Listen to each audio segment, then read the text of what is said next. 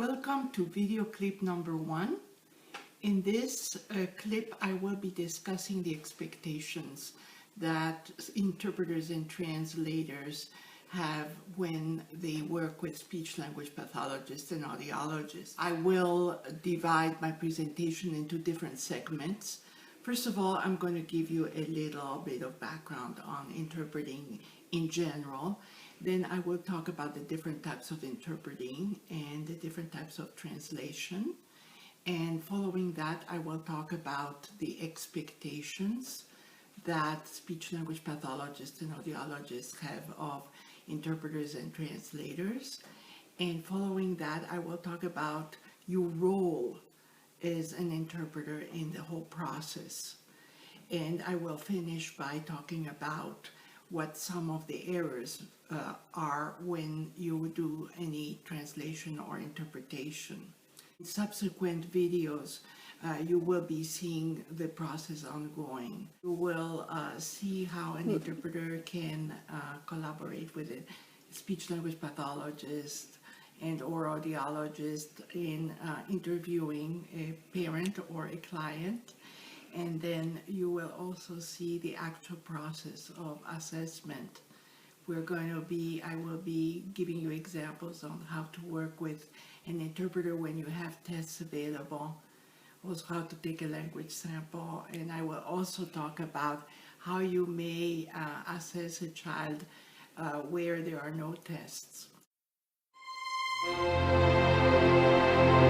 Welcome, and the first thing that I will talk about is the whole idea of interpreting and translating. It is not a new process at all. It has existed ever since there have been humans on this planet, because no two people have been able to communicate using the very same language. So we've always needed someone to bridge that communication. And it's important to remember that the word interpreter is for the process when it is conducted orally, when you speak one language and you need to say the same thing in another language. And translation is when you do the same thing but in writing. Interpreting has existed for a long time, but it hasn't been professionally conducted until the following World War I, which was, interestingly enough, the first time that Americans were involved in the peace talks. And usually those peace talks were conducted in French. But following World War I, it was conducted in French again, and Americans were involved and they didn't understand the language. And also other nations were involved, German and others, and so it was necessary to translate the information. So that's when the need for interpreters did arise. Following that event, that incident, so to speak, different schools were open throughout Europe, and the most notable one is the one in Switzerland. They call it Interpreters, which is in Geneva. And in the United States, we have several schools, but one of the most known ones is the one in Monterey, California, where they train military personnel and others to conduct government type of business using different languages. So again, interpreting is not new. In the last 40 years or 30 years, there have been greater need for interpreters as our world becomes more culturally and linguistically diverse. And you will see, even in the 25 years that I've been doing this type of work, I have seen that we have more certified medical interpreters whose specialty is to interpret in the medical arena. And of course you do have, as you know, the interpreters who work in conferences, who do conferencing where different nations get together in the United Nations, and not everyone speaks the same languages.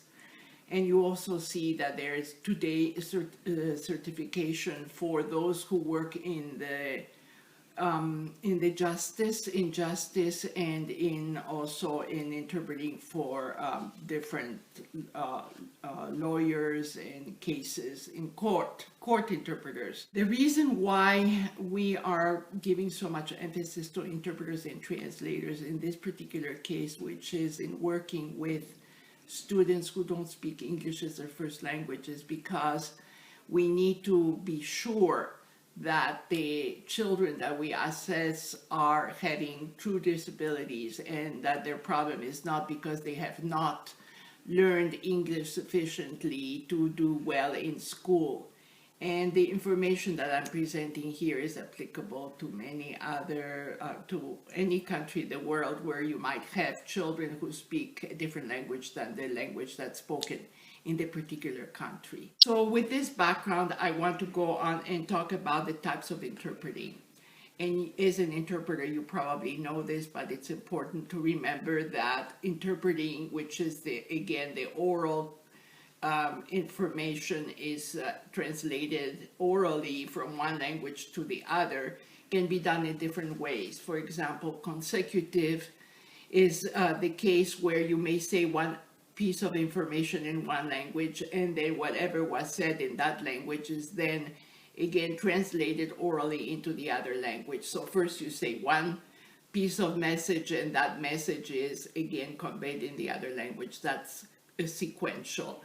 And simultaneous is, as you say the information in one language, it is being rendered in the second. This is what happens in conferences, and that's why you see the interpreters sitting in a booth with like headphones, and as they hear the message, they are conveying it in the other language. That requires tremendous skills. Any kind of interpreting or translating requires knowledge of language. It's not just speaking two languages or reading two languages. It's actually, as you will see through these video clips and the guide that we wrote with Dr. Science, it is much more difficult than it may appear initially. You can also have, the third one is the whispered interpreting. You might have a conference where you have many people who need to convey their information, so the interpreter just whispers the information to the parent or the client, and it's done without the hearing what is being said by the other team members.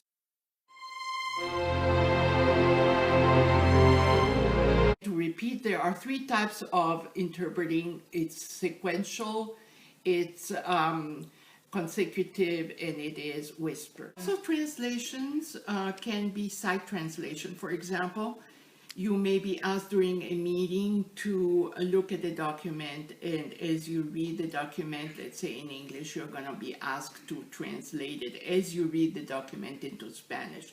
Or it can be also prepared.